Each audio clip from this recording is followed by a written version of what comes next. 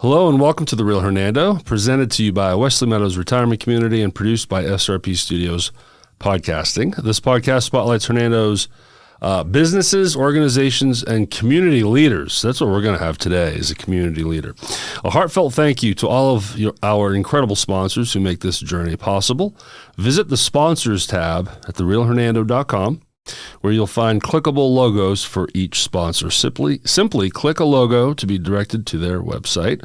We encourage you to support their businesses and show them some love. Please follow us again at therealhernando.com, and there you'll find all of our channels and social media platforms. Now, a word from Wesley Meadows Retirement Community. Each day at Wesley Meadows is a new opportunity to serve older adults and reimagine retirement living. It is the heart of their mission that inspires their team to provide the kind of fun atmosphere and care the residents would want for themselves. Experience the warm spirit and faith-based difference of Wesley Meadows. Call 662-429-2070 and schedule your visit today. Welcome back. Again, my name is Derrick. I'm your host today. And we have kind of a unique episode today. We're not interviewing a business owner. We're interviewing Lauren McLendon, our new Alderman At Large here in Hernando. We're going to talk about where she's from and learn more about her. We have some bullet points and some different topics that she wants to cover to educate the community with. But before we get started, I want to sort of address the elephant in the room here. So the last name, McLendon, right? So yes, her father-in-law is Michael McLendon. I don't know if you heard, but there was a Senate race. By the time you watch or listen to this, it's happened. The election has happened, but we're filming it before the election. But regardless of timeline, if you come here or if you have come to this episode hoping to hear about that race for the District 1, this isn't the place for that or for that information. So we're here to talk about Lauren, her background, the fact that she's the first female Alderman at Large for Hernando, and what the new board is looking like, or the new version where we have a couple new aldermen filling the seats, and some topics that she wants to cover.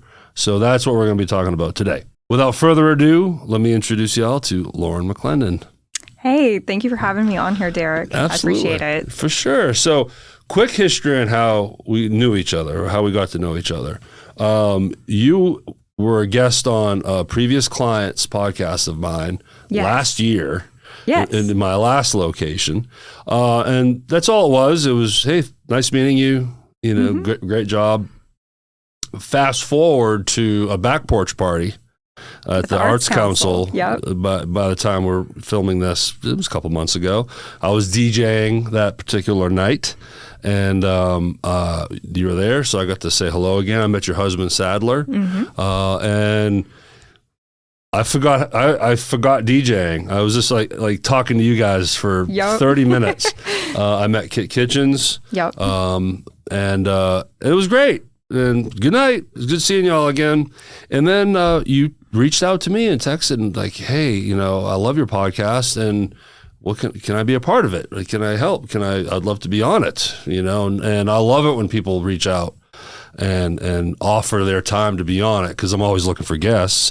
But I thought this was a great opportunity because you're not the first alderman to be on this podcast. I've had Ben Piper and Chad Wicker a long time ago, more than 2 years ago, they were on here. But that was more about promoting their podcast, The Boardroom. Right. You know, so it was like promoting podcasts, let's talk podcasting, you know.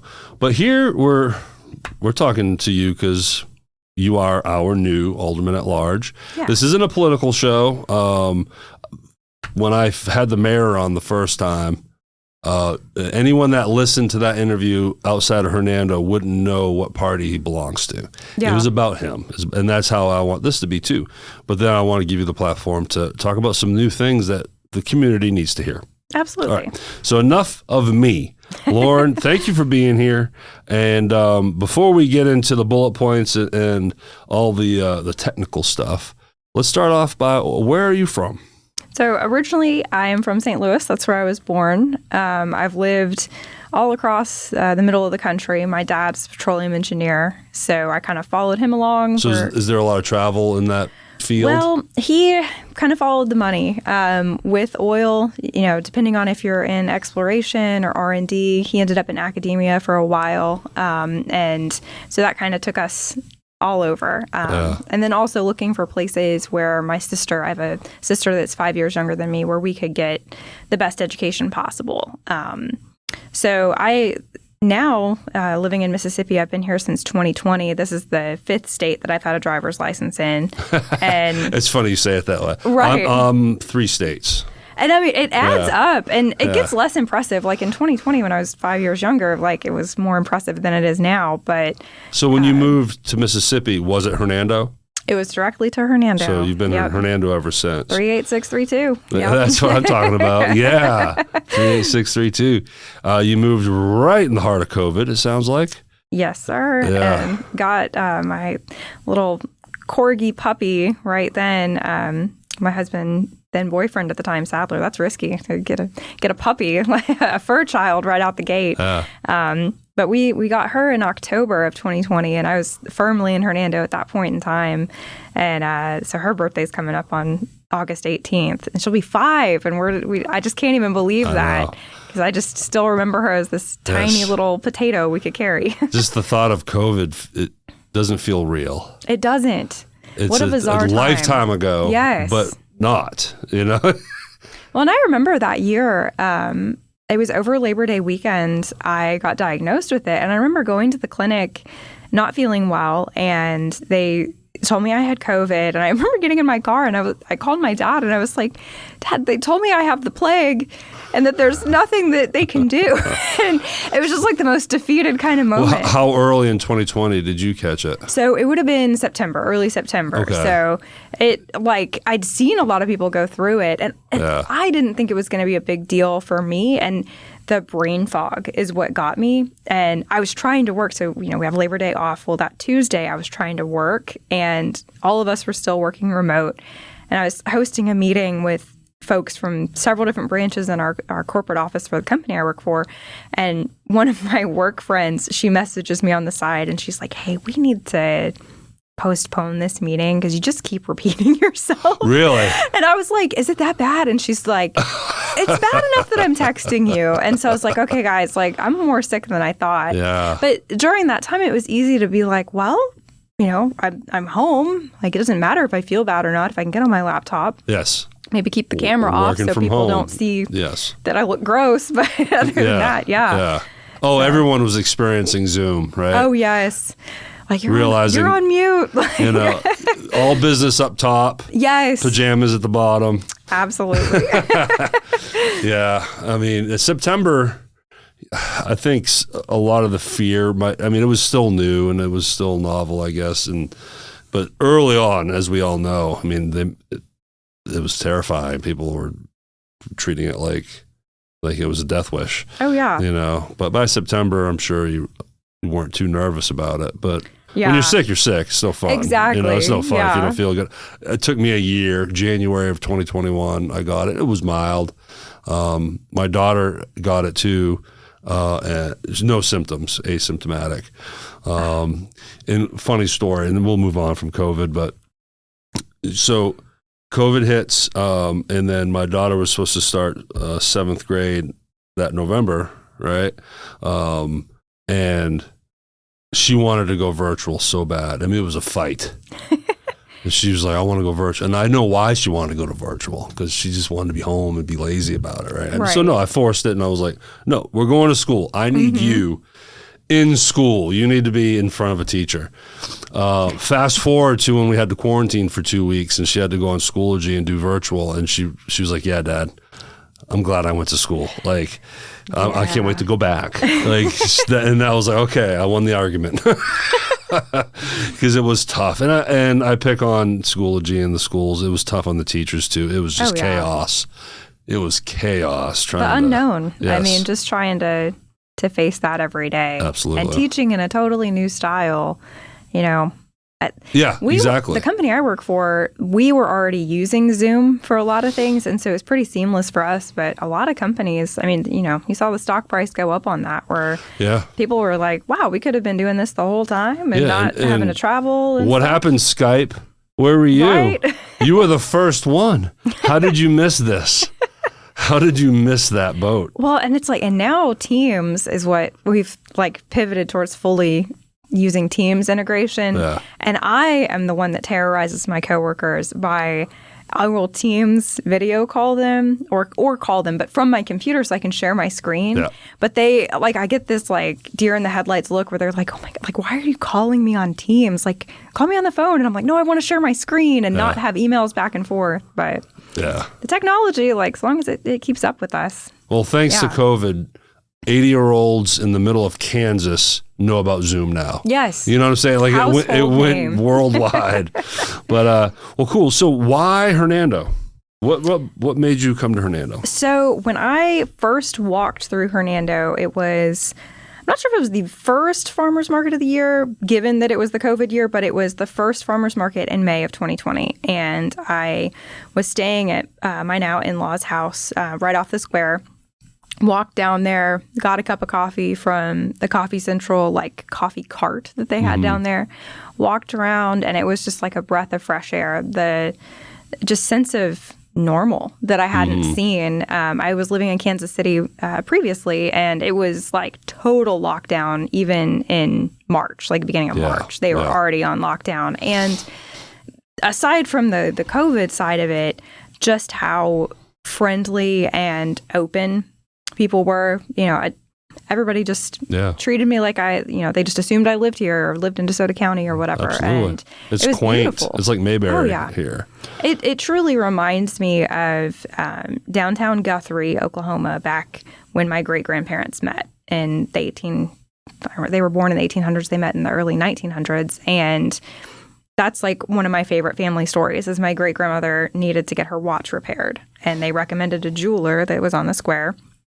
Goes in there, meets my great-grandfather, Chester, and fall in love. And then there it is. He ends up expanding his jewelry store to have a gift shop that Eva Louise, my great-grandmother, ended up stocking with like the fancy chocolates and little curios and stuff. And it's like, Hernando's the kind of place it's like that. Absolutely. Like, it looks like that, you know? And my sister's had similar comments when she's come to town. She's just like, wow. And they're supported.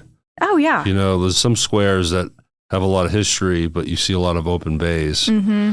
Here, it's hard to find space if you're a business because businesses hang around for a minute. They do. And they're getting supported, which is nice. And relatively speaking, a small city. Yes. Right? I mean, I don't know what the ratio is, but I think we have a lot of boutiques for 20,000 people. We do. Right?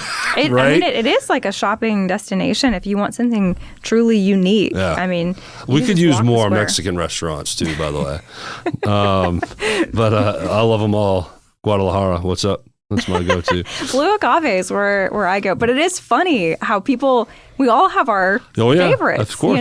Blue Agave is my breakfast stop. There you go. Me and my girlfriend, that's our breakfast. And then for Mexican, the Guadalajara is my deal. But I have a similar story, and it ties in with this podcast. I've told the story before in here, but it was the farmers market 2021 for me, summer of 2021, that I just moved here, and I was like, wow, this is so cool. This is Mayberry is what I was saying. And then, in a roundabout way, that's how this podcast started. It was because of how I wanted to get involved. How can I bring my at the time, I didn't have a studio. I didn't have a, quote, brick and mortar. But how do I get involved? So then I just started taking a camera to people's stores and restaurants and interviewing them. Exactly. But that's it. All started because I went to the farmer's market and was like, oh, okay, this is what community's like. Okay, because I'd never experienced that before. Ever. And that's it. That's in a word, community. Is that square is, the gathering place still for any big event. Mm-hmm. It's always going to be taking place there. And people from all over the county come too. And they know exactly what you're talking about if you mention I know people in Memphis that I love going to the Hernando's farmers market, coming all the way from Memphis. So exactly. So you've been here. What is for now? What is that? So 5 years you've been in Hernando. Just about 5 years. Well, what is your profession? What is your career? So right now I'm the director of operations for a chemical company, and we're based in Kansas City, which is why I was living there previously. And I used to do regulatory compliance, and then I've pivoted into the operational space, which I like. My background's in engineering. That's what my degrees are in, and I'm 12 weeks away from having my MBA from LSU, so I'm excited about that too. So, from LSU? Yes. So you're doing all online? I'm doing it all online. Cool. I'll tell you, man, like we were talking about the technology, I got to sit there with my ID and like try to get it to focus and do room scans. And I'm sure whoever's watching those proctored tests, they see my dog like walking by. But yeah, so I'm excited about that. And, you know, when the alderman position, when I found out that Doc was vacating the seat, I was like, wow, this is similar to what you're saying, like a way to get involved and kind of protect, I think, the community. There's a couple things that I had seen the board at the time do where I was like, wow, they were able to pass ordinances and affect real change. And some of it I liked, some of it I didn't. But, you know, they were able to get things done. Mm-hmm. And working in the chemical industry, the big bad chemical industry, you know, it's almost impossible to get things done. Like red tape is everywhere you look. Sure, and regulated, I would gather. Oh my gosh, yes. Well, and especially because I was in that world as a regulatory compliance manager for years, and seeing all these different layers of stipulations put on our industry, and going to DC to like lobby for things to be a little more common sense, and just knowing you're talking to a brick wall. It's demoralizing. Like you come back and you're just so defeated. Like, oh, that was a waste of time. And then to see state level things can happen pretty quick, and city level things can happen even faster.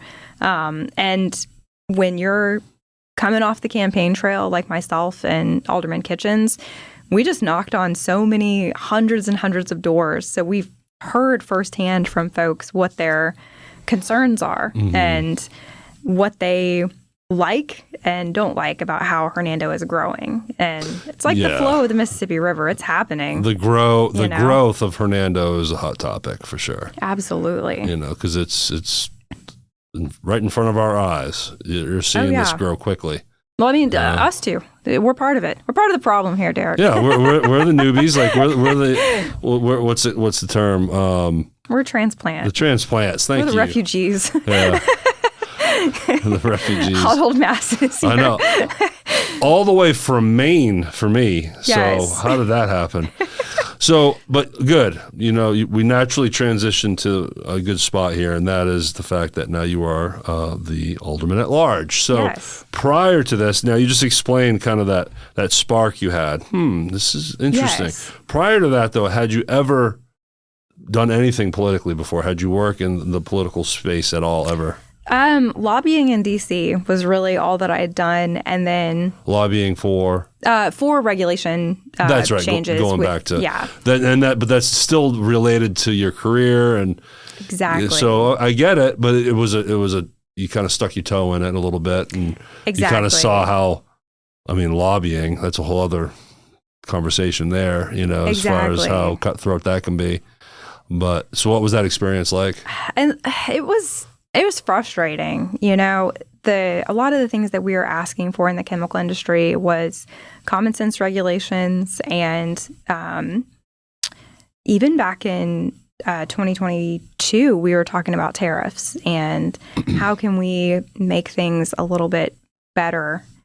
Some chemicals you just can't manufacture in the United States. It's impossible. And I think we're seeing some of that with the tariffs. I mean, it changes every day from when we're recording now to when this comes out. Who knows? Yeah, I mean, it's going to be completely different. Yeah. Yes, but I know a lot of chemicals. I mean, you can't. It would be impossible to do it. It's the classic, you know, not in my backyard type thing, and it's been regulated to the point where you really can't do a lot of these things. So, the company I work for, we have 2 manufacturing facilities domestically, and it's just, I mean, if you got chemicals in the name of your company, you better expect, you know, surprise inspections all the time. Sure. And the manufacturing capabilities we have over in India, I mean, it's, pennies on the dollar to put stuff in. And it's difficult to talk about where you don't sound elitist or anything with it, but it's truly just they want good jobs. The equipment that we're putting in over there is state of the art. We can put in 10 times the amount for the cost of what one reactor would be here.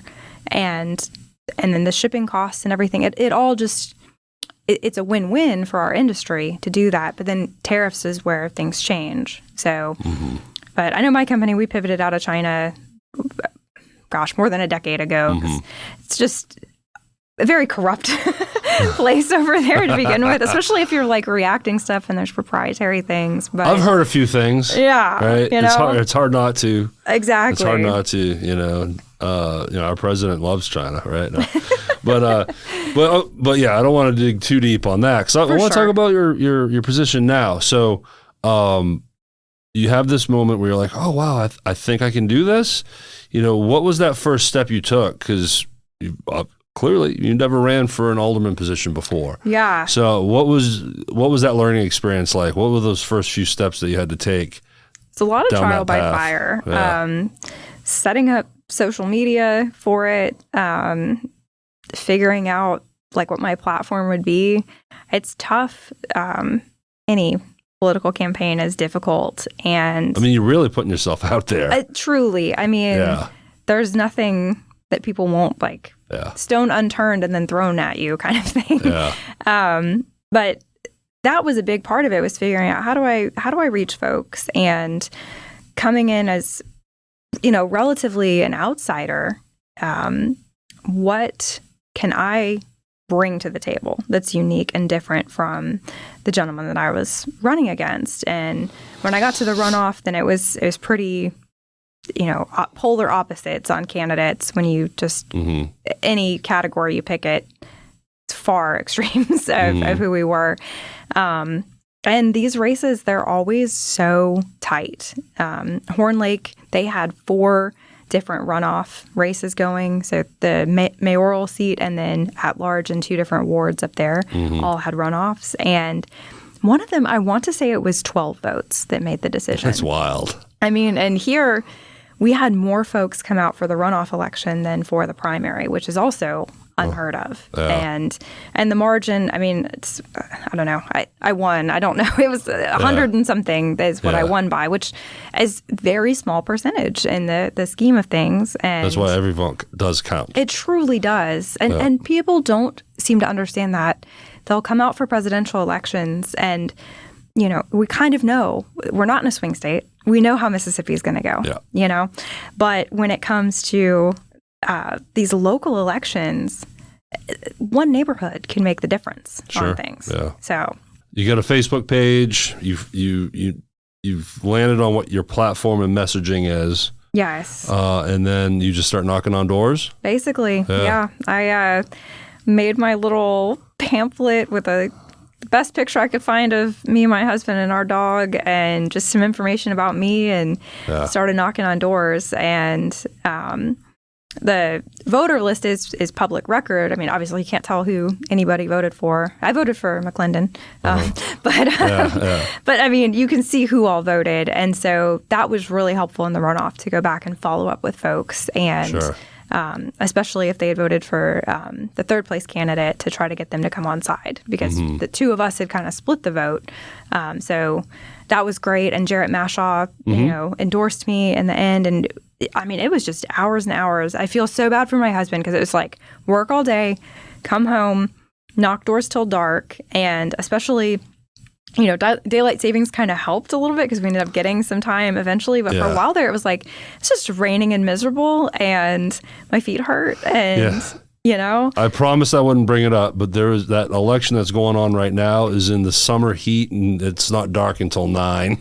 Yes. So those guys, they have different challenges. I think it's instead of getting rained on and wet, it's just sweating through it all. Yes. Sweat pit. But well, then congratulations. Thank you. You get the seat. And when did you officially start? So July 1st is when we officially started Made as this- the new board. right. And so- we had our swearing in a couple days before then. So there was two changes, just two, Yes, right? So you just two. and Kitchens. For Ward 5, yes. Ward 5. Okay. So what has it been like for you so far? You mentioned before we started, you've had 2 meetings now? We've had 2 as the time of recording, and our next meeting is going to be actually on Election Day, August 5th. Yeah. So we meet the first and third Tuesday of every month. And what I've noticed, every great team, or really every team that I've been a part of, you kind of go through different phases. And we've had our forming phase. Everybody got elected and sworn in, and now we're in the storming phase. We're kind of figuring each other out. Right. And I don't know if you guys know this, but they're not going to agree on everything. exactly, yes. Right. Well, and nor should you. No. That's the point. Healthy conflict Right. is one of the things that I saw lacking in the previous board. And that was one of the things that I was like, I'm not afraid to ask questions on things and have that respectful, healthy conflict on stuff. Mm-hmm. I'm just an inquisitive person. I want to know. I don't need to be right, but I want to be correct on stuff. So I'm going to ask questions until I know what the correct Right. answer is. You want to have, before you make a decision, as much information as you feel like you need to get. Exactly. But you don't know what you don't know. You Yes. learn as you go, right? Absolutely. So we've definitely had some storming in the first 2 meetings, and part of it's just me and Alderman Kitchens kind of figuring out the flow of the meetings. If I need to talk to Chad Wicker, just let me know, okay? You hear me, I Chad? appreciate that.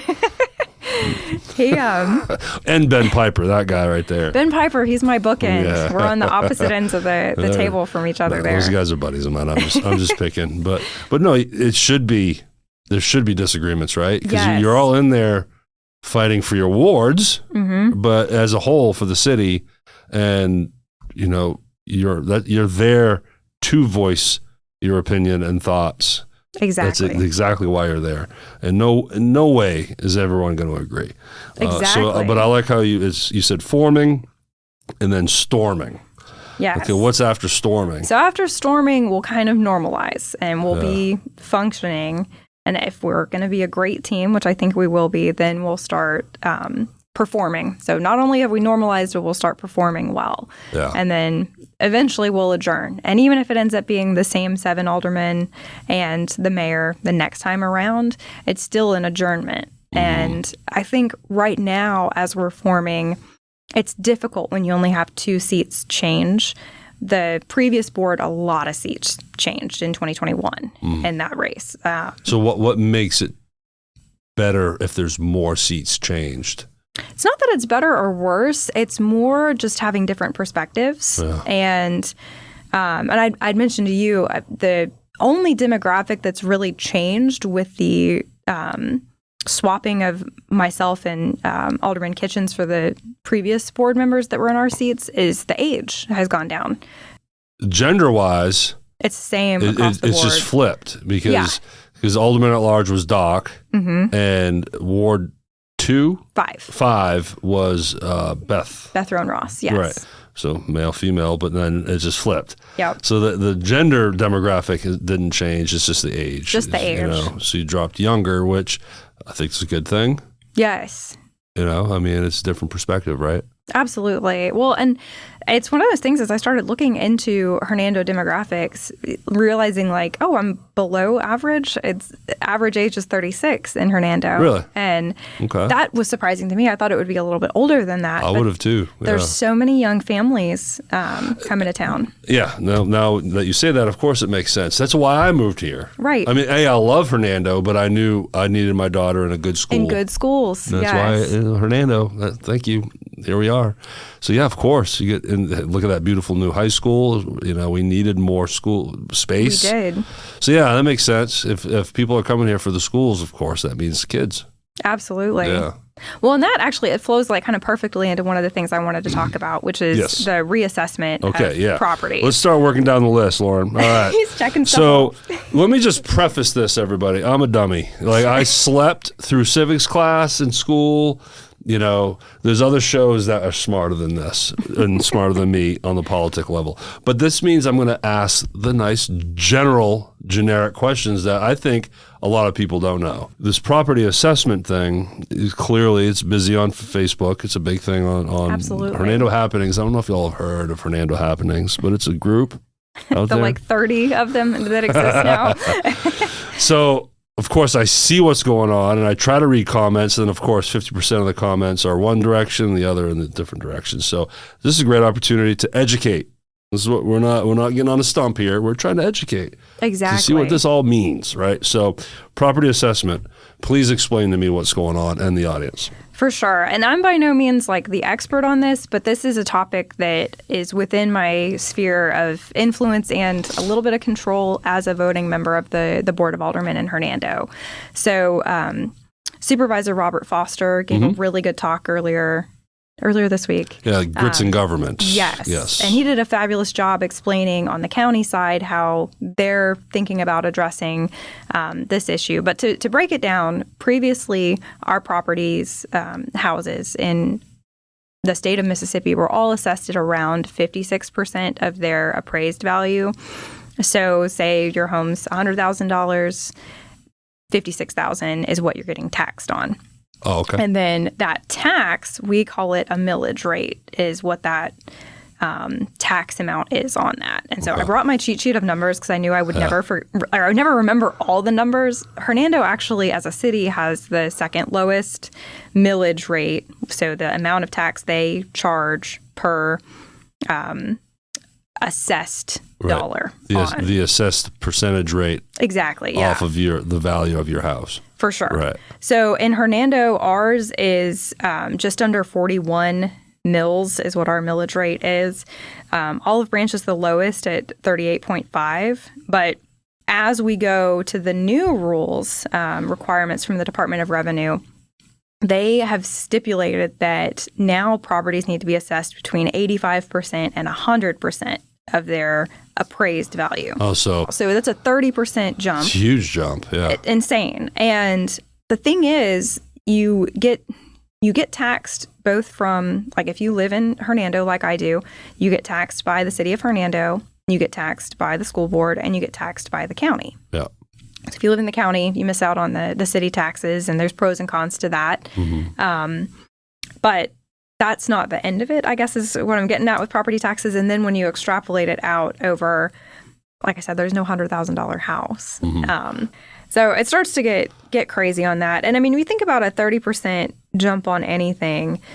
And this is kind of the point I wanted to stress on here is like, there has been inflation. There has been a lot of, just a lot of the tariffs and increases on things where I don't know that it truly is costing more for stuff, but businesses are being proactive on that with the tariffs and stuff like that. So we're all feeling the squeeze on things, and Alderman Kitchens did a really good op-ed on this, explaining kind of where this is all coming from. And I know he's an advocate as well as I'm an advocate to live within our means as a city. And did everything go up 30% to run the city?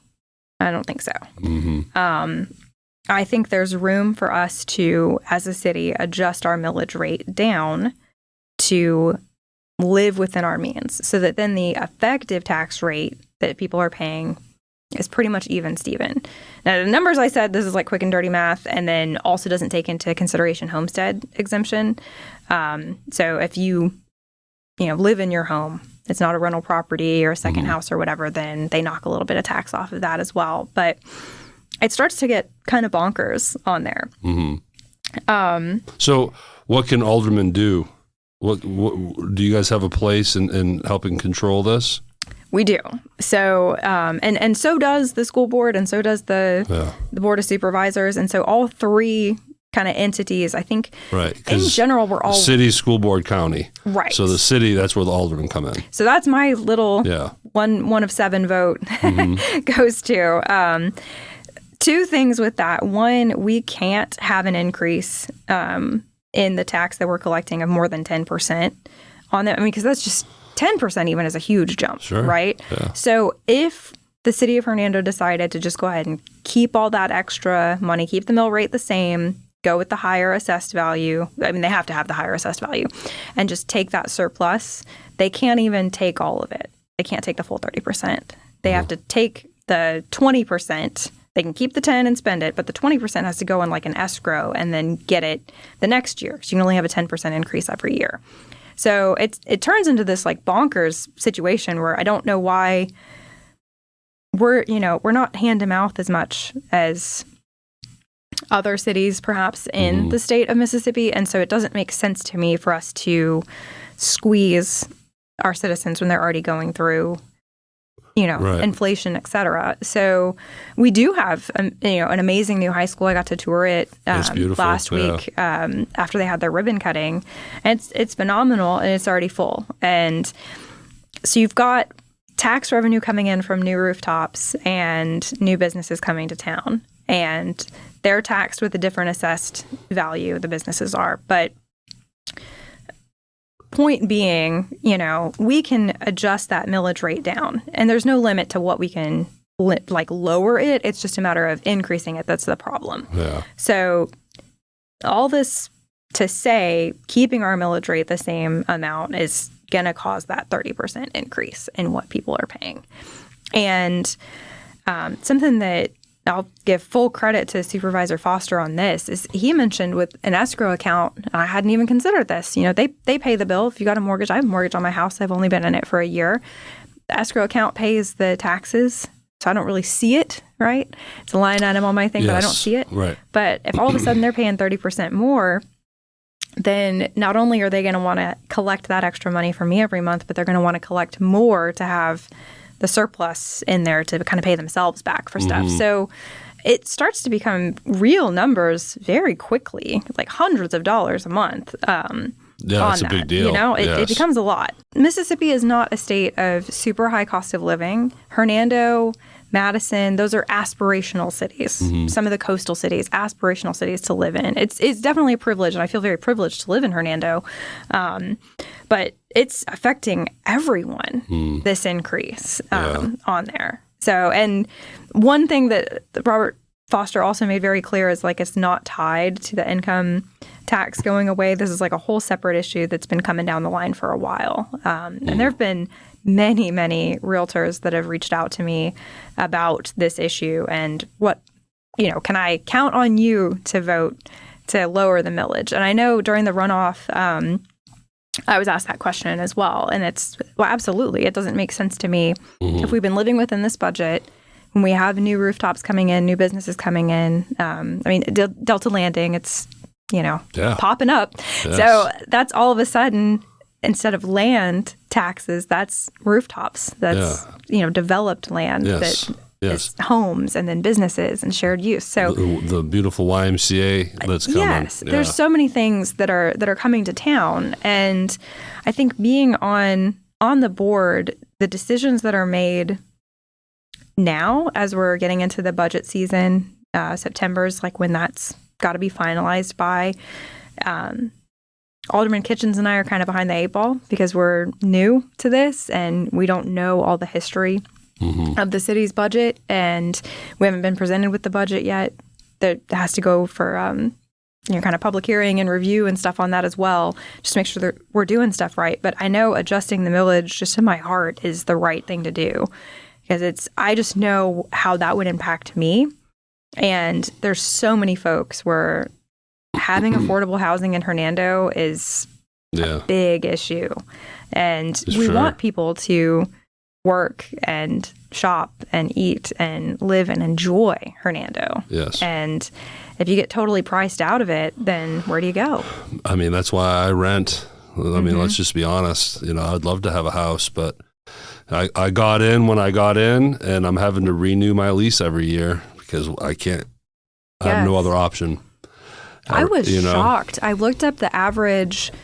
So there's the average price of a house in Hernando versus what they're selling for. But bottom line, it's right around $400,000. And that blows my mind. I'm a millennial and I just bought my first house and it's in that ballpark for sure.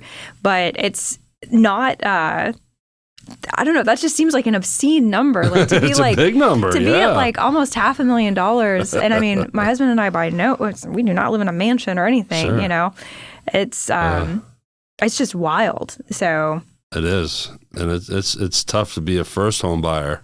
Yes, yes. And being self-employed, that makes things tricky because not the whole point, but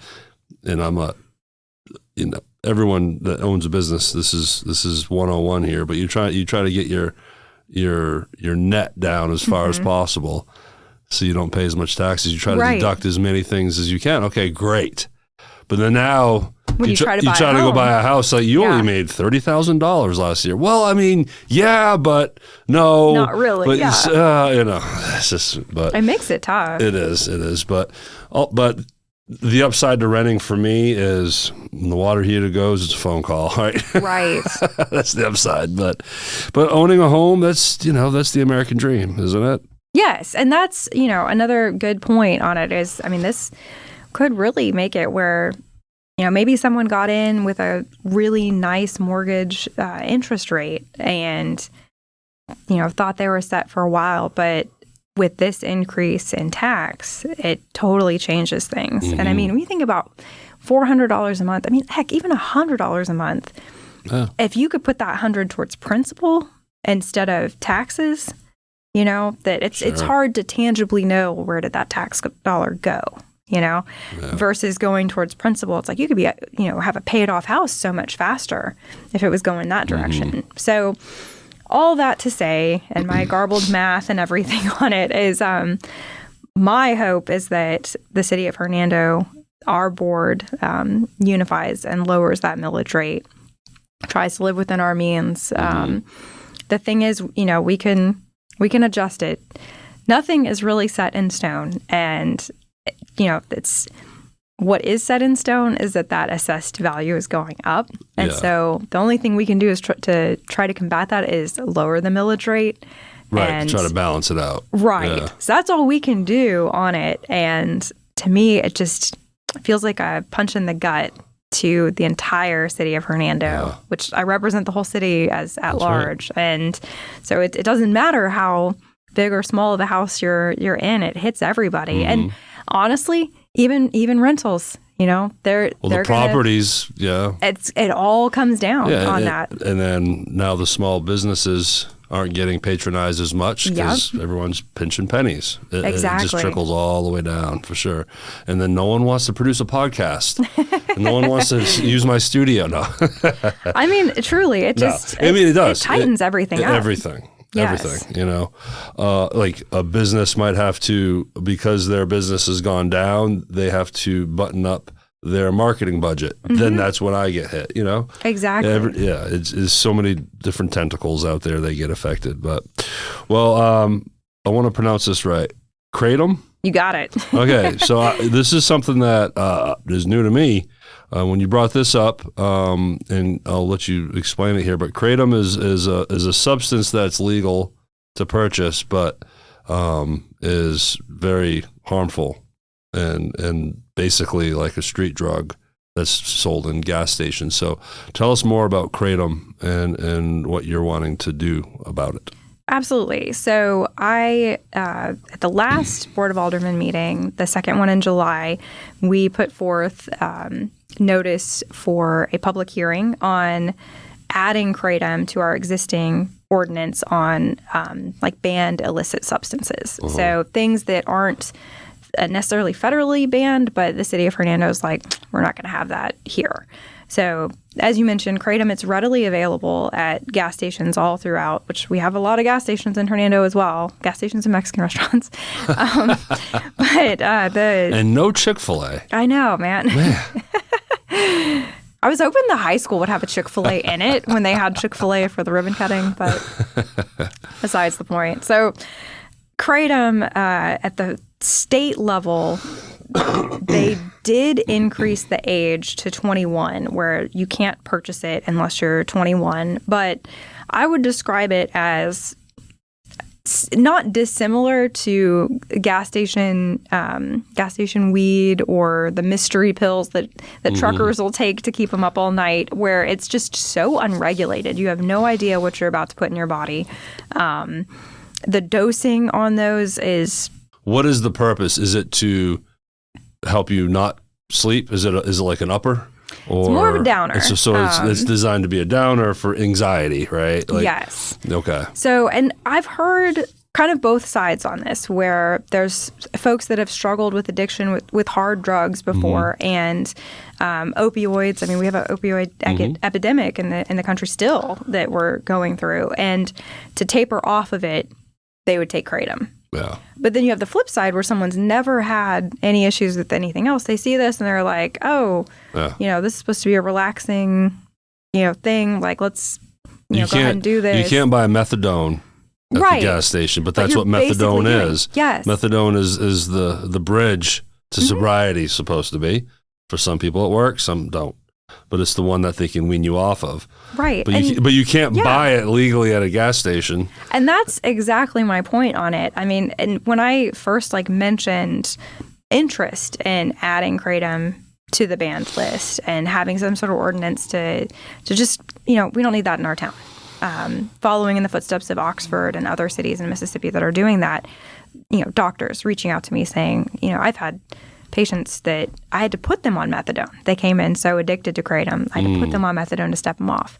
There have been several moms that have reached out to me about their sons that were in their early 20s that died of kratom overdoses because there is no dosing. There's no doctor handing it to you. You go up to the clerk. You want a whole box of these little and the bottles are itty bitty. It's smaller than a 5-hour energy. All the ones that I've seen around town. And so these are liquid? It's a liquid. Or I think you can get it as a powder, but I've only ever seen it in the gas stations here in a liquid form. And it's smaller than a 5-hour energy bottle. Yeah. But it's supposed to be 4 servings. Some of them 8 servings. And I'm like, I don't know. It's kind of like the Oreos or chips where you're like, how many servings is this? But you can't look me in the eyes, I've never looked at the serving amount on a package of Oreos. The serving amount is what I want at that moment. You got to have the milk and Oreo ratio. And then, oh no, I have too much milk. Oh no, I have too many cookies. Double stuff or regular? So I have celiac, so I have to do the gluten-free ones. And I have not seen double stuffed gluten-free. Gluten-free. Oh, you poor thing. I know. It's... my cross to bear. My genetic disorder. So, I mean, this is all new to me. This kratom stuff. I'm familiar with all of the, the Delta 8, the CBD, and, I have my opinions on both sides of that. I see the pros and cons in that as opposed to the medical marijuana side of things. I know Hernando used to have True Life. They're gone now, but I don't think it was Hernando that did that. I think it was the business the business owner. So, and I know Hernando has 2 dispensaries, I believe. There's, one over towards Kroger, and then there's one at 51 in Oak Grove. And I know there's another that's trying to get their license to be a dispensary. But that's it, license, right? They're regulated to a degree. There's, so Hernando's okay with that. With the new high school coming in and knowing that there's a new gas station coming over there to replace one that's a little bit further away, I just see it in my head, a kid really not knowing the Pandora's box that they're opening, getting something like that. And I'm glad that the age restriction statewide has been increased to 21, but I think that just shows hey, we don't really know what we're messing with here, and a lot of supplements and stuff are not, FDA approved, and it's kind of, you don't really know what you're taking, and it's a weird trust thing there.